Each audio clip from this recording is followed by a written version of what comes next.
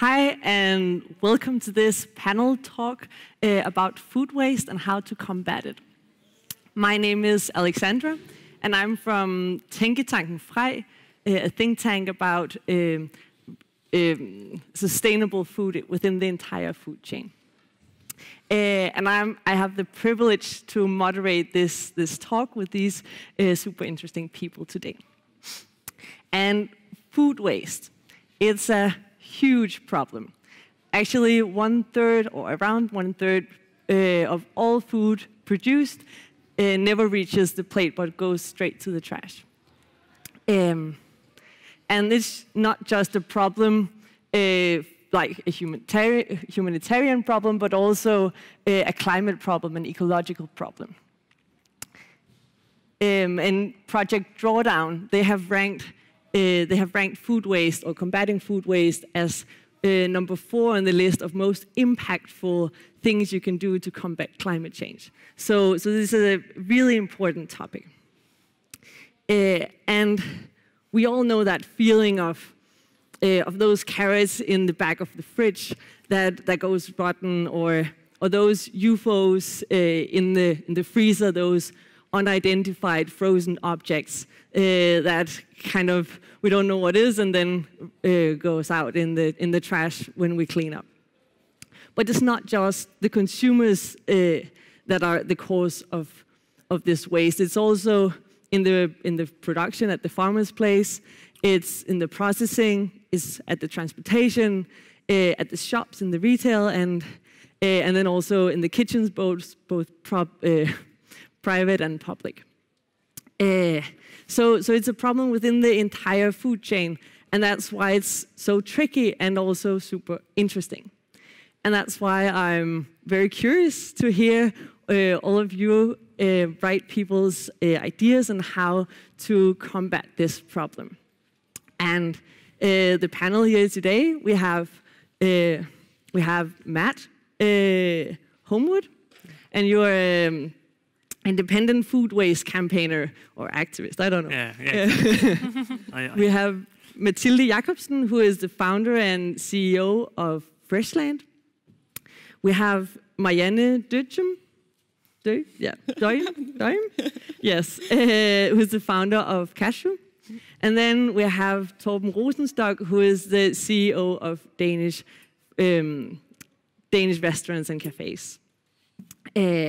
So I'm very curious to hear all your what you're doing about food waste in your different areas. And you have now 5 minutes to introduce yourself and your projects within this topic.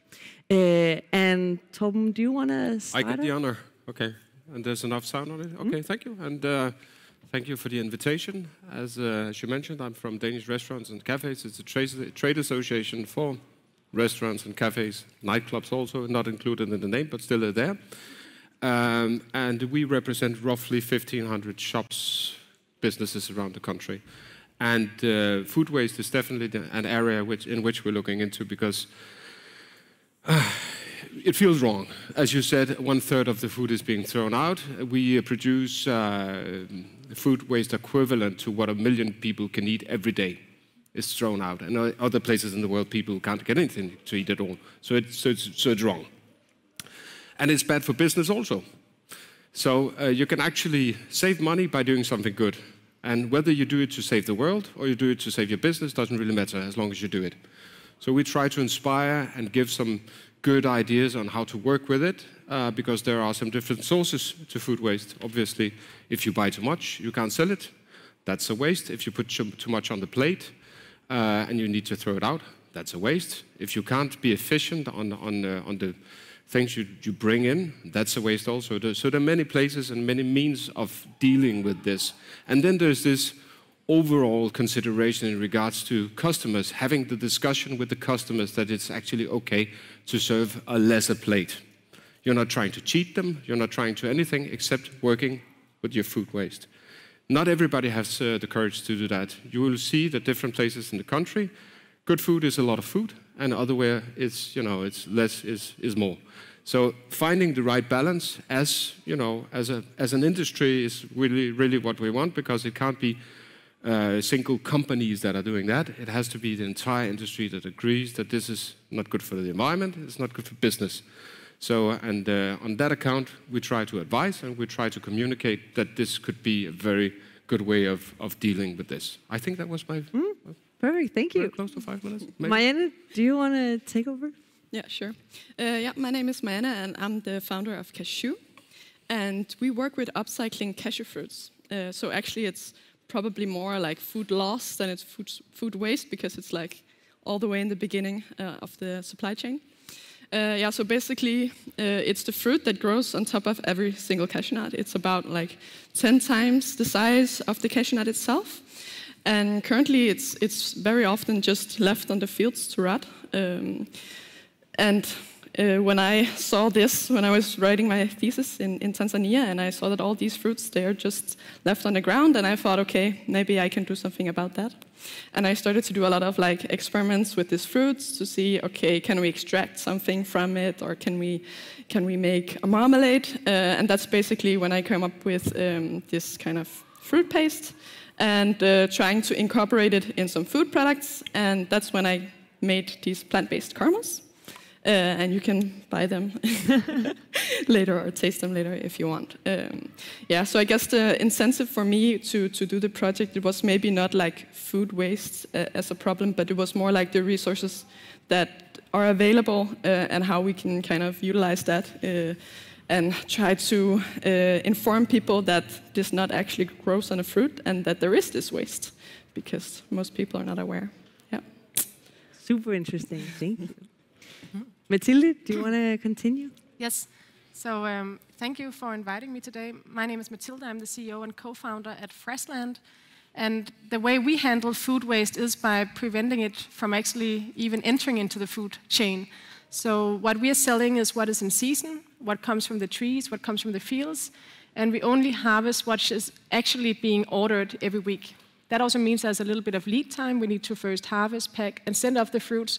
But it means that the fruits that arrive at your doorstep is actually really, really fresh. There's two ways that we are addressing food waste. One is by avoiding it even in the chain, shortening the chain as much as possible, and removing any storage chambers, ripening chambers, where the food is just laying and basically deteriorating. So that's one aspect of reducing food waste. And then the second aspect is that we are having different boxes. Some boxes, they have ugly avocados, as an example. And that means that we can actually sell all the fruits that are on a tree that are not damaged or compromised shelf life. So we have some boxes with saved avocados, which is kind of the ugly avocados. They are cheaper than the normal avocados. We also have baby avocados, and in that way we can basically take everything the tree has and the farmer can harvest. And we are today a company of 50 people. We are based in Langelinje. We try to all the time see how can we improve. And if you have some ideas about things we could do in Fresh.Land, products we could introduce that would otherwise go to waste, then feel free to come up to me or suggest it in the questions afterwards. Yeah. Thank you. I've actually followed you a bit on the sideline and had some of your products, and they are super delicious. Thanks. Matt, do you want to continue? Yeah, so my name's Matt Homewood. I'm a food waste campaigner. I set up a page called An Urban Harvest on Instagram about 2.5 years ago. And that was because I moved to this country to do a master's in climate change, and I specialize in the food system. And then actually during that master's, I also took a sabbatical, and I cycled with some people from New York City to San Francisco, and that gave me first-hand evidence of how a continent uses its land. And we also lived on supermarket food waste. So when I came back to Denmark to finish my thesis, then I thought, okay, does Denmark have the same problem? So I went round the back of my supermarkets, not the front anymore. And then I opened up, and you got lemons from Chile and blueberries from South Africa and pork raised on Brazilian soybeans. You name it, it was in the dumpster. So now I thought, okay, yeah, going beyond statistics, because people are inundated with statistics these days. How can I visualize it more for people? Because when people think of food waste, they think of a few rotten apples, the odd pack of meat. Turns out, supermarkets are dumping out millions of kilos of food that are perfect. So that was the idea, combining dumpster diving with social media networks. Instagram and LinkedIn especially, to try and get the word out there to people. And sure enough, people are really quite shocked. And, I dig through the data. So, if you Google, food waste responsibility, generally, as Marina pointed out, already we split up the problem into food loss and food waste. So the system's inherently biased towards blaming consumers. And sure enough, if you look at the media headlines, you blame consumers waste most. But if you look at the data, it's more complex, as we'll talk about. And yes, but the food system could be turned from, key exacerbator of the world's problems to, fundamental mitigator if we design it right. So that's the idea of the project. Thank you so much. And I think this is a really good example of this problem being all the way through the food chain. We have them like, you're working with the primary producers, you're working in the transport and the logistics, you're the supermarket area, and you're in the kitchens. So this is a problem all the way through the chain. And one of the things that I've thought about is that if you try to fix something somewhere, you might just push the problem somewhere else.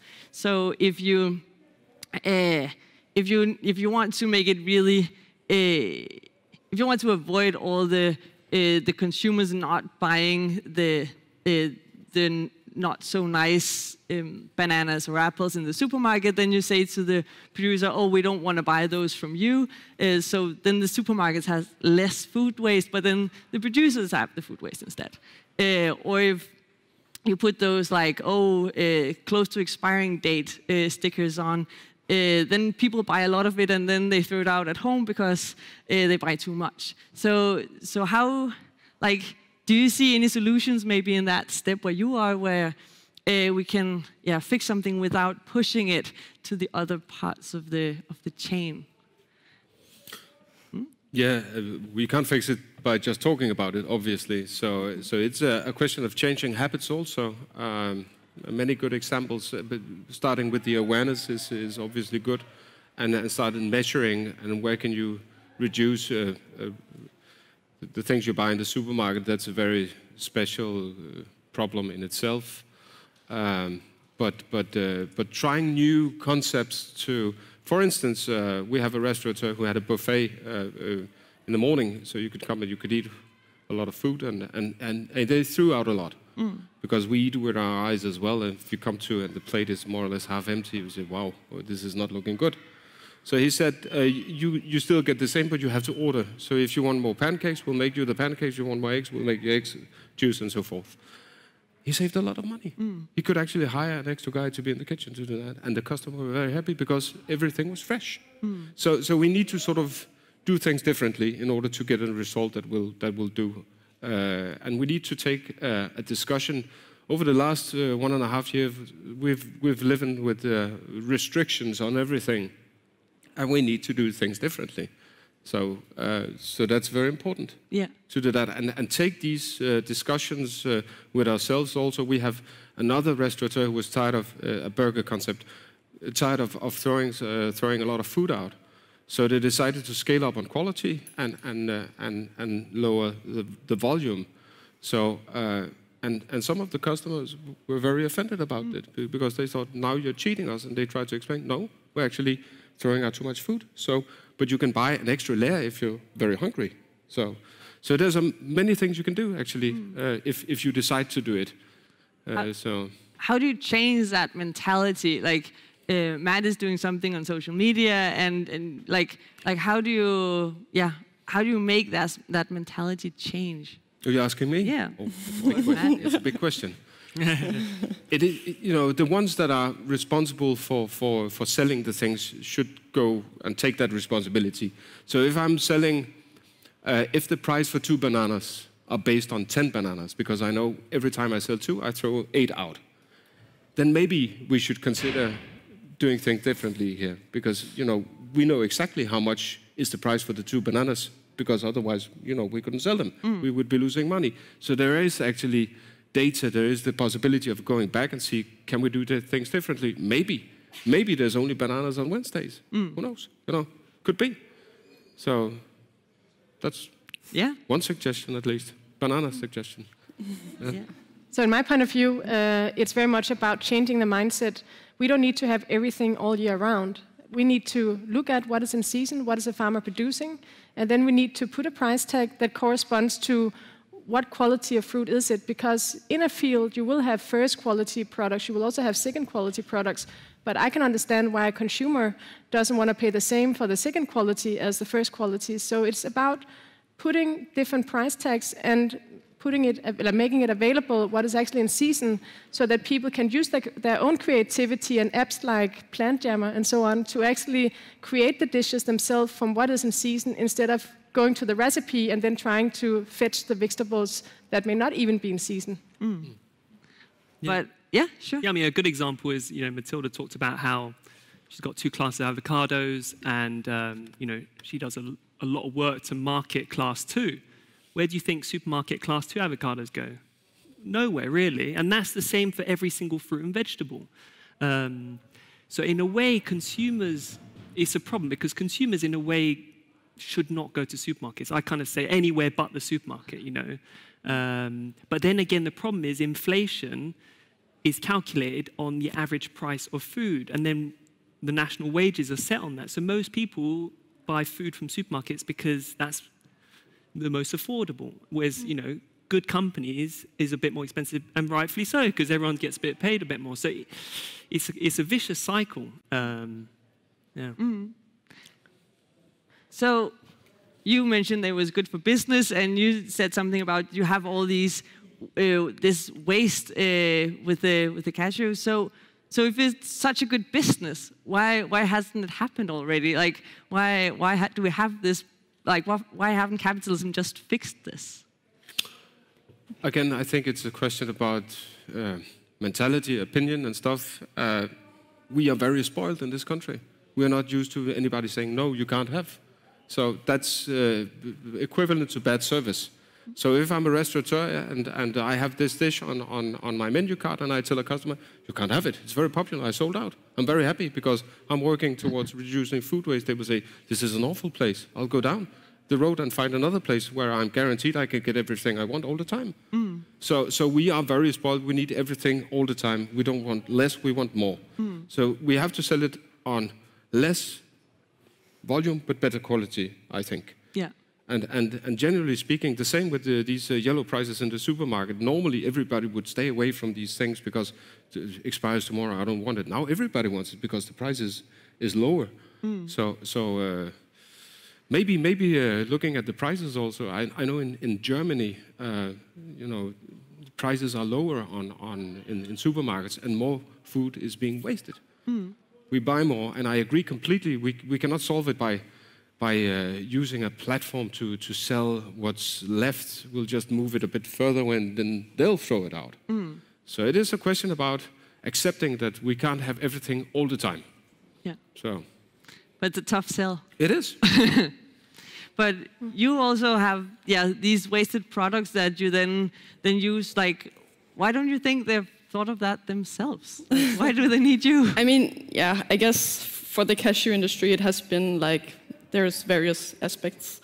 But first of all, the cashew fruit has a very short shelf life, which makes it kind of hard to transport elsewhere. So you need to process locally. Mm. And then I think the cashew nut has just been such a high value crop always. And when the season is there, a lot of these places in Africa, when the season is there, like you have a pile of mangoes, and they don't have access to the market, and they can sell it on the local market, but it's not really competitive because there's so much when it's season. Mm. So I think it's the same with this fruit. There's just so much of it when it's season that you don't really have a market for that when you have your eyes on the cashew nut. So I think that's a solution to that is more local processing in these countries. So on-farm side processing of these goods to give them a longer shelf life, for example. Yeah, so it's basically both logistics, like not being able to actually get those products out, but also, also maybe the season thing that now they're actually there, then you need to eat it, and then when they're not there, you just can't get it. Yeah. Mathilde, you have this thing where, like, as a customer, you can go into your web shop and you can buy You can buy as many boxes as you want, and then the farmer has to deliver them within a week. But as a farmer, isn't it hard to scale up and down so much? Like, so I guess the demand is fluctuating quite a lot. How do you avoid that the farmers just throw away all the food there if you can't sell it that week? Yeah. So actually, we see a lot of stability in the demand because people have more or less a regular buying behavior. Many of them have subscriptions. This gives predictability to the farmers. Often we work with multiple farmers, which means that they're not relying only on us, but many of the farmers we are taking between 60 to 80%. So we are an important contributor to the revenue. And also because we are not only taking the class 1 products, we are taking all the products that have what we call substance in terms of quality. That means that they are tasting good, they are freshly harvested, and they have a decent shelf life. If a product has received scratches that actually compromises the shelf life, then shipping it to the customer would actually mean that you're compromising the content of the whole box. So there has to be some sorting out, and there will be some food waste. But in most cases, it is reduced a lot by being able to sort the different qualities of the products. But I just want to add to your points. I actually think one of the reasons why this situation with the cashews is happening, from my point of view, that is the lack of transparency. I think if people knew that there were this pile of cashew fruits laying around, I think people would feel a responsibility to actually add it, and it could actually be something quite exotic, although I understand it has a short shelf life. And one of our customers said to us, I used to buy all my food in Irma, the avocados, the bananas, and the things that have a very long travel to market. And he said to us, after I started buying Fresh.Land, I started becoming aware of how long the food is traveling, how much is wasted on the way, how artificially the food we eat is actually ripened and so on and stored. So I start questioning that when I'm in the supermarket, and I start changing my behavior. Now I see myself buying more on Fresh.Land because there I know I have the transparency, and I think that is the key to change. Because it's not us as a company that can go out and tell people, you should buy this and this. That's not our role. We should be an enabler, but we should most of all be the ones providing that transparency so that customers can make that informed decision. And I actually just want to comment on you, Matt. Something I really like about you is that there's this fairy tale, the Emperor's New Clothes.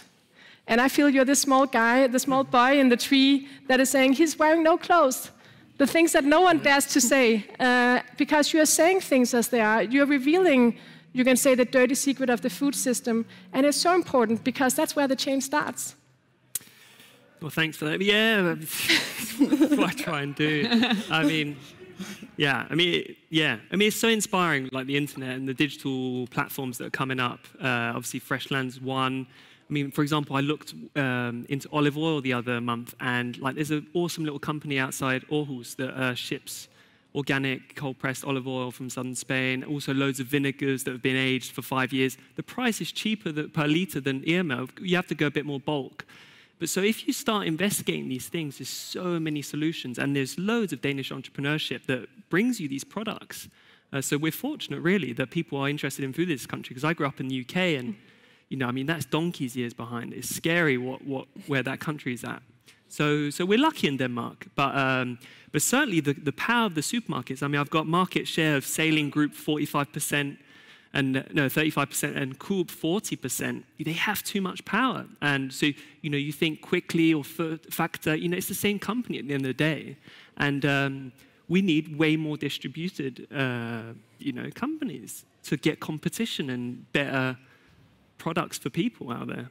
So if it was up to you, like if you were the prime minister or the CEO of Coop or something, like what would you do? What would your Well, I mean, a simple thing. I mean, so for example, one day I come across 180 bags of coffee, not a single discount price or anything. So I mean, these stores haven't got adequate responsibility on their stores. Maybe they're too big, so if 180 bags of coffee because we've got 500 stores, whatever kind of thing, So in a way, I've looked at WeFood, I've looked at food banks, I've looked at Too Good To Go. The data unfortunately, it's not going to solve it. So the only way I see it is if you don't put a food waste tax, which at the moment is just going to biogas or incinerator. So waste, you know, you only recover about 10% of the energy.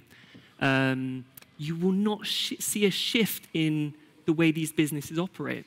So, you know, I don't know, they maybe pay 500 kroner a ton of food waste. You know, if that's bumped up to 50,000 kroner a ton, well, you'll see pricing strategies change overnight. And, you know, if they're not competitive, then, you know, companies like Fresh.Land will come and take their market share. So it's too uneven at the moment, and that's the problem.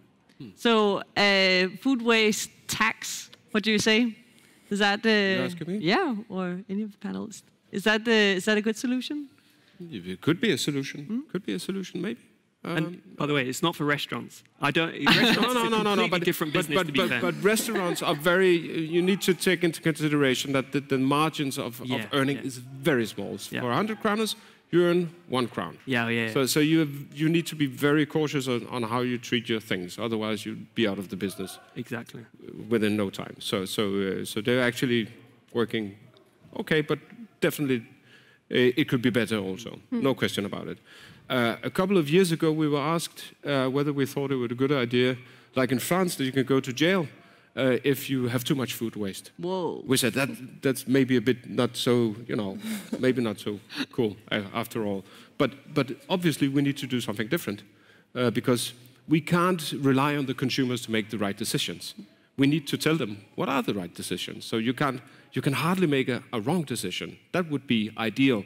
So working towards that, whether it's a tax, or whether it's a fine, whether it's something else, I don't know. But certainly the supermarkets and everybody has a responsibility to make sure that the limit of wrong decisions are, the number of wrong decisions are limited. So that could be a way.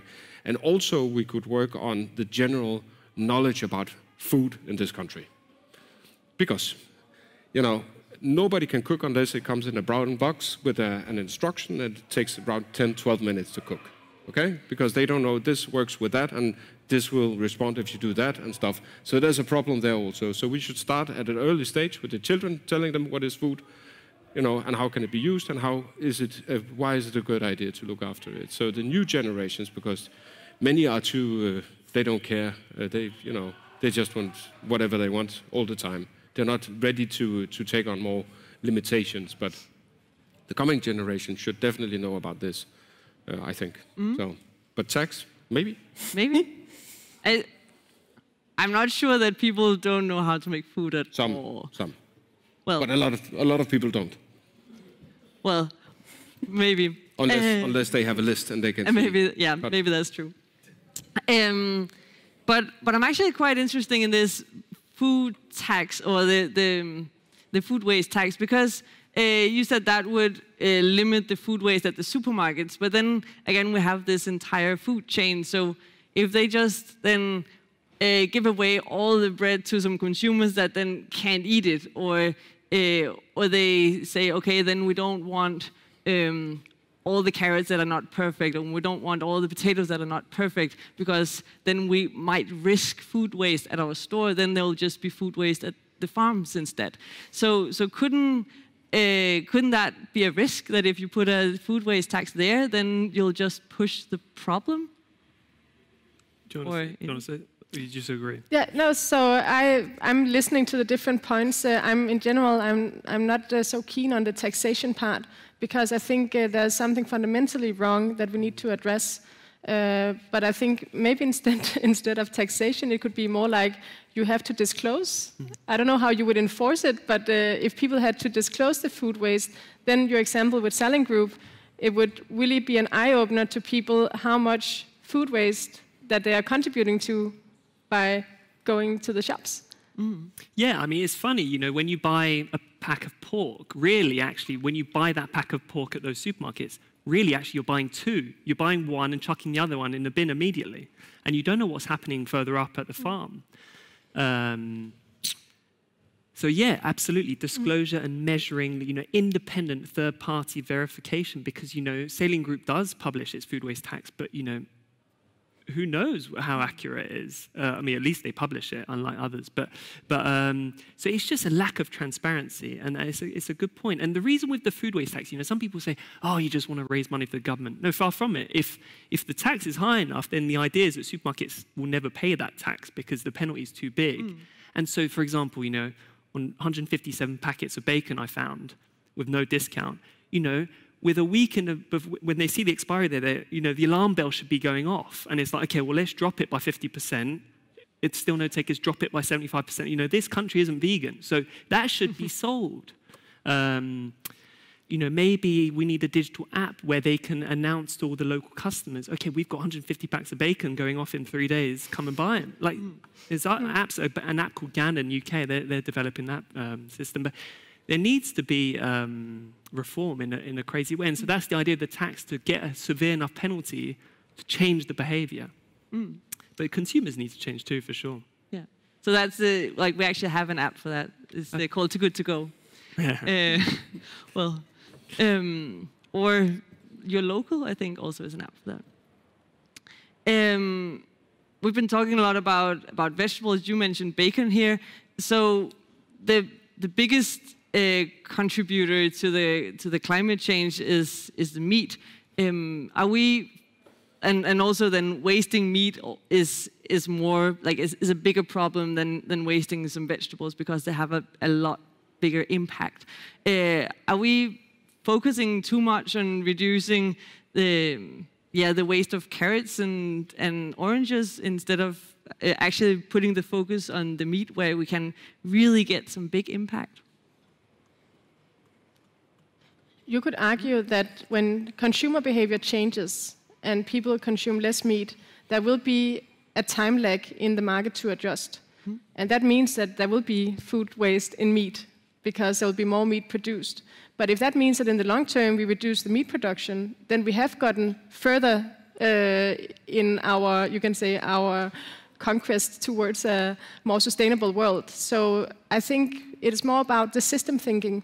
So if we create systems or incentives to reduce waste and reduce meat consumption, there will also, in the long term, be less waste and meat. Yeah, and you also said consumer behavior. Maybe if we get better at reducing or be more aware of the waste in vegetables, it might also transfer to our mentality towards meat. Yeah. No, but I think it's a really important point you raised, and I've got a stat here that says in the USA, ruminant meat, so beef and lamb and sheep, out of total US food waste in terms of weight is 3%, but in terms of CO2 emissions, it's 31%. So you're right, meat has a disproportionate impact on our planet. And in Denmark, 49% of this country's surface area is dedicated to growing crops for mostly pigs and dairy and beef. So there's no doubt that, it's simple maths. It has to go down. And there will still be meat, but it just has to be better quality, better animal welfare. Everyone gains. But in terms, meat consumption has to go down. But if you look at data at the moment, it's pointing the other way, apparently. So again, there has to be a system fix there because the planet can't take it, really. It seems.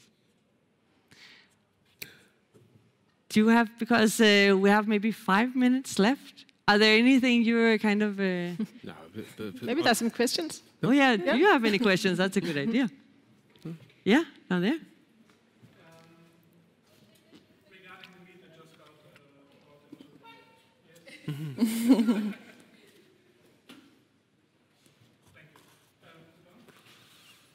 Hello, yes. Regarding the meat, because you said, yes, meat consumption goes up actually right now. It's interesting to see because in the Western world we're looking more vegan, more vegetarian, so it goes down. But it's I don't want to call it third world, but the other parts of the world that is having the money suddenly to buy meat. How do you think can we, you say there has to be a change. The change is happening in the Western world, I would say, slowly but surely. Can you explain it to the third world countries, I would call it, because we have been living like that now, and then we say, oh shit, the planet is going down now. How do we tackle that, and how to tell them, hey, by the way, you know we have been eating beef 24/7 and now you can't because you are late to the party? Or how do you think we can maybe tackle that somehow and explain it properly? Because right now we have been living like that, and now saying you can't live like we have lived anymore. I think it's a really good point, and I think this just shows the complexity of the global world we live in and of the food system.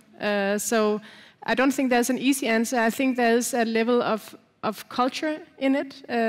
I think we see in I don't know if it's called the Western world, a change in culture, especially the new generation are much more aware of plant-based food, and they want to engage more in the kitchen and cooking themselves. So I think we need to somehow transcend some of this to some of the emerging markets, and maybe it's just a different level on the curve of developing a market. A little bit as if you run a business, you also start as maybe in a garage, and you kind of work your way up. Maybe we need to change some of the values in our society and say meat is not this symbol of wealth and of success. Meat is actually not good for our planet. I mean, so there's a lot of initiatives that is going on, but I think there's not one quick fix. Yeah. I think for starters, you can't tell people they can't eat meat. You tell them eat less, eat better. And I can see some again, it's very a question about where in the country are we at, but transforming that the meat is not the main ingredients on the dish. It's you know, you get the protein from a lot of other things. So now it's a smaller piece. Actually, one of our members, a chain company, reduced their amount of meat with 25% in 2019. Last couple of years, and been a little bit difficult with the close down. But this is, you know, they experimented and found out that people are very happy still. So it is a possibility. So I think eat less but better. And at the same time introduce other ways of eating. Simple Feast is a brilliant example with you know, we eat with the eyes. 10 years ago, nobody would bite a plant, but now, you know, it looks extremely delicious. So you're looking at the food and nobody's talking about where it's from. It's just extremely delicious, and it's easy to cook also. And same, I'm you know. I've been aboard in a small company called Hey Planet, who's working with insect-based meat. And you know, that's also a way of starting introducing other ways. So you slowly but surely can move in the right direction. So, but you can't tell people you can't have a steak, but better, lesser, better. Yeah, so what you're saying is that maybe not focus so much on cutting down on meat, but hype those plants even more, make sure that the plants are better and more delicious alternative, and then you can maybe change the market in that. There is a problem when you every week can buy an entire pork side for 25 kroners in the supermarket. Yes. You know, that is a problem. That's what can you buy for 25? You know, a pork. Yeah. Piece of pork for 25. I mean, but that's subsidies. I mean, that is one of the big problems. If meat prices went up, you see different concerns. So if you buy it for 25 kroners, you'll treat it with the same respect probably. You see the same with the fast fashion. We're talking about that. You know, you don't even want to wash. You just throw it out, and that's, you know, that's not good. No, it's not good. Thank you so much. Thank you for making me and all of us. What? Oh, there's another question. Sorry. Yes, over here. Hi, my question is actually for Matt mostly, because you're the one that works mostly with supermarkets. I just want to hear, recently there was a sustainability index where Rema 1000 actually won most sustainable brand in Denmark. And I just want to ask you, do you see that they're doing better than most supermarkets? Or when they say sustainability here, it just doesn't cover food waste? And the second part of my question is actually, there's so many initiatives right now, Too Good To Go, the food sharing Copenhagen. Do they reach the supermarkets, or is it a completely different world? Well, so first up, for Emma Tusen, yeah, I chat to Selena Yule here and there, and she's a big fan. And so, you know, I trust her judgment, so I assume that they're doing good things. Personally, from their dumpsters, there's still a lot of food, and not just fruit and veg, you know, a lot of meat and all sorts. So there's a long way to go still. And then the other aspect is important, because Too Good To Go obviously is found in Denmark, and it comes up all the time. And the issue with Too Good To Go, I mean, restaurants will have their own opinions, and that might even be more severe. But from my perspective from supermarket, the idea is good. But if you look at the terms and conditions, you know, in the contract, supermarkets cap the number of daily bags. Netto is 4.5 per day per store. Don't ask me why they choose that, but they did. You go around the back, it's packed. And it's because the economics, they drop 76% from 120 kroner. By the time the discount and commissions gone through, supermarkets left with 29 kroner. So the economics doesn't work for supermarkets. You know, supermarkets are the bully. They don't like being bullied. So that's why they put the cap. So Too Good To Go from a supermarket perspective is a complete and utter waste of time. I don't know if Too Good To Go kind of tell them, you know, up the bags, you know, you've got a lot of stuff going out, because of course they need to make income. But it's a big problem because every post I put out, first thing, Too Good To Go. So I wanted to address that. But Raymond, maybe, I don't know. I don't know specifically, because I try and shop at other places. Fresh.Land, Colombani, I buy, you know, whole grain from millers now. I don't. So I try and limit my purchasing in supermarkets. Are there any more questions? Yeah. Sí. Bueno, this is just a propose because I just realized that you are talking about that, but I think the problem and the future are the kids, right? So why we don't have, I was living in England, Canada, I come from Spain here. Why we don't have food education in the schools? Doesn't matter the country, in other countries, wherever is the country, we don't know about the food. Here, people don't know about the roots. You have a lot of roots. You don't need avocados. Actually, I think it's their knowledge, even in my country too, you know. They just wanted the kids to be master chef. Kids, you need to eat every day. So I think also for the food, for the meat and all these things, when they are cooking and they are enjoying, they realize the plants are really tasty. So also with the insects. If you started with the kids, they're going to start it, you know. But I think we need to a global, you know, like really, I don't know how to say, but pushing a lot in all the schools, public and private, just to have it in every country, food education. Because if not, you don't know what you eat, what the fuck, you know? Sorry. But it's true. You know, they say it's healthy, but it's always healthy when you are cooking your food. So this is my point. That's it. It's because you can buy these brown boxes with a recipe. That's the education. But no, but it's true. You know, know about food is also treating it and appreciating it as well, and finding out that things can taste good, although it doesn't have to be meat or it doesn't have to be something else. So I have an internship. A French guy who's actually living at our house. He's, you know, he's shocked about our food habits.